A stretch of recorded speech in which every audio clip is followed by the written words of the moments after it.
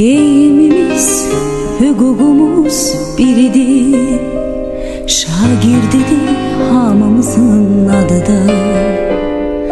Elə bil ki boyumuzda eynidir. Aman Allah ne xoşbəxtlik biz onda. Bir müəllim töhmətiydi dərdimiz. Bir töhmətdən için yanardı.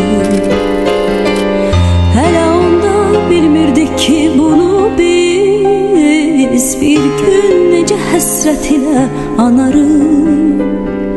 Dünya hələ bizim üçün nağıldı.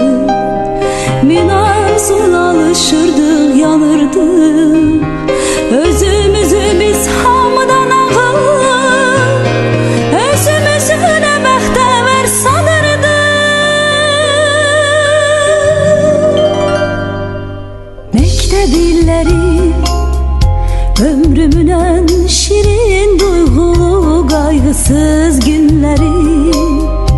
Her anı bir ömre beraber seyirli günleri.